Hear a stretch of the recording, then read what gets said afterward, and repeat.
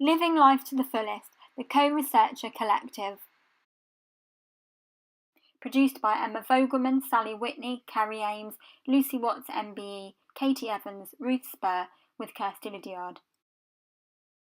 In association with Purple Patch Arts, Good Things Foundation, DMT Pathfinders, iHuman, the University of Sheffield, and with thanks to the Economic and Social Research Council. What is the Living Life to the Fullest project? The Living Life to the Fullest project is a research project which seeks to forge new understandings of the lives, hopes, desires and contributions of children and young people labelled with life-limiting or life-threatening impairments. Why is researching the lives of disabled young people important? Research is important because we need to evidence, quantify and qualify a certain topic, subject or issue in order to build upon and better understand it. Research is the cornerstone of all society. It's what we use to build our services and our actions upon. So it's really important that we research young disabled people and our needs, wishes, views and our lives and our contribution to society. Living Life to the Fullest is co-led by the Co-Researcher Collective, a group of young women with what are known as life-limiting and life-threatening impairments. The Living Life to the Fullest Research Collective does exactly what it says on the tin. We are looking at the lives of young disabled people to see how and if they are living them fully. How was the Co-Researcher Collective established? I'm a part of Living Life to the Fullest as a lead co-researcher as part of the Co-Researcher Collective, which means I'm part of the research management team. When I joined Living Life to the Fullest, I was tasked with creating a co-researcher collective of young people, and I'm really proud to say we've achieved that. We have some fantastic young disabled people as part of our research team. We are here to be integral to the design, the collecting of data and the writing up of that data and the writing up of the whole research project, but also in disseminating that. In the Co-Researcher Collective are Emma Vogelman is a law graduate, activist and writer.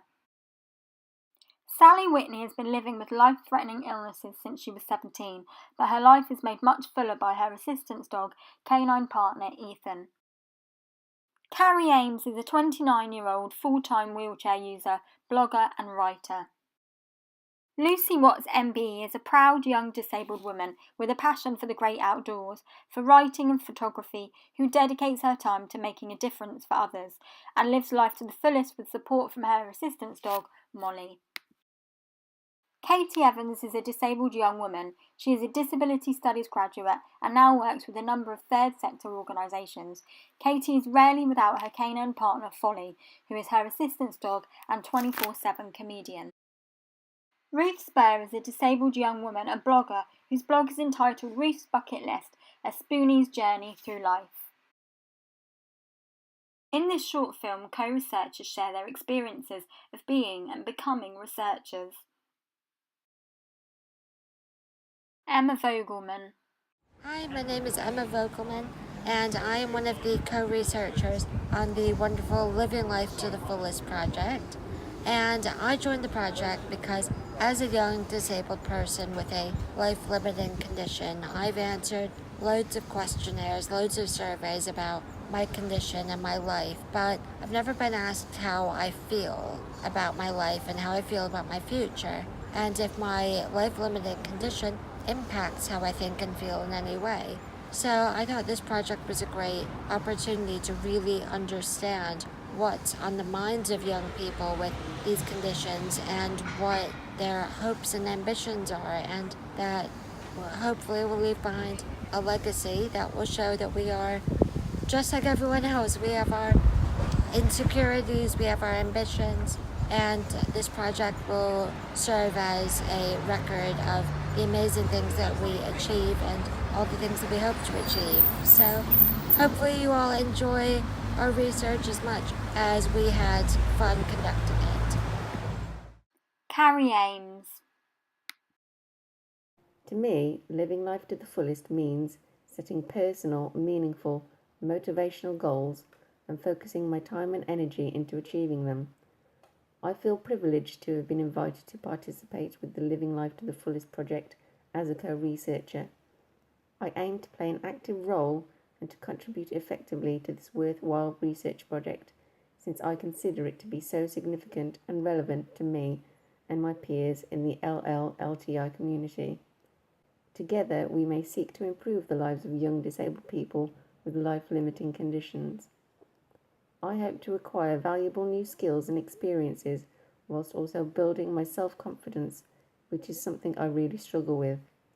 The aim of the project is to use the arts to understand the lives of young disabled people living with life-limiting conditions by demonstrating that our experiences, skills, knowledge and talents are of value to the community. Having studied art at undergraduate level, it will be great to put this to good use and impart my expertise for such a purpose. It is, I feel, essential to recognise and raise awareness of the lives of young disabled people. Ruth Spare. I want our voice to be heard and for people to know that we have hopes and dreams just like everyone else. Our lives are just as much fulfilling and joyful and happy and fun as anyone else's lives. We have challenges and things are difficult at times, and our lives will be cut short and some definitely will be shorter. I live myself with a life-threatening illness, and any time, your life could be shut short just like that. But actually it makes me want to live my life to the full just as much more. It makes me appreciate every opportunity, every moment I have. I want to grasp it with both hands. And I want this project to show that we have hopes, we have dreams. Why can't we dream? We should dream big, and we should know that our lives are worth something, and we're going to make a difference in our lives, no matter how old we get to and how our illnesses progress. Sally Whitney. It gives me a purpose and a belief that both I and others with life-limiting or life-threatening impairments have important, relevant things to say and add to our society, as well as to the discussion surrounding the understanding of disability in general. Research is also a way to connect with others in similar circumstances and gain a unique perspective into what their world is like. I found the research both illuminating and empowering as I hear the narratives that challenge the current understanding of young adulthood and disability, and stories that echo and reinforce my own experience. Being a young disabled adult can be lonely, and the converging of voices is a powerful step away from that loneliness. Co-producing stories. Who is in a better position to draw out and articulate the desires, hardships and experiences of young people with life-limiting or life-threatening impairments than us and the young adults we are collecting data from? Not only is the data we collect more authentic and first-hand, but it allows a further insight into living as a young disabled person by asking questions not only about the difficulties, but about their lives as a whole. A life with a life-limiting or life-threatening illness may be different from those without such conditions, but it can be equally full. Identifying barriers and counting tragedy to influence the world. The project identifies the barriers that young disabled people face and the hardships and disruption to their lives that disability incurs. However, more importantly, the project sheds light on the fact that young disabled people often have incredible aspirations and truly full lives. People need to know that living life with a life-limiting or life-threatening impairment doesn't solely turn someone's life story into a tragedy. The young people we have worked with have been able to create different ways of accessing and influencing the world around them. Their hopes and ambitions are just as valid and important as anyone else's. Katie Evans. The thing that I like most about the Living Life to the Fullest project is the fact that all the co-researchers have personal experience of disability, which I believe adds authenticity to the research. It's also been great to work in a team with like-minded people, and in a short space of time I've already learned a lot from them. Digging deep through active involvement. I'm really excited about being a co-researcher on this project because I think it's given the opportunity to dig deeper into things that society sometimes struggles to acknowledge. I've always enjoyed research, and this is my first experience of being actively involved in undertaking research. Lucy Watts, MBE. Living Life to the Fullest is a vital project looking at young disabled people like me and our lives, hopes, dreams and ambitions, as well as our contributions to society. It's so important that we as young disabled people are better understood and supported. Many of us with life-limiting and life-threatening conditions were not expected to survive childhood, and society hasn't quite caught up with the fact that we're now living into young adulthood and beyond.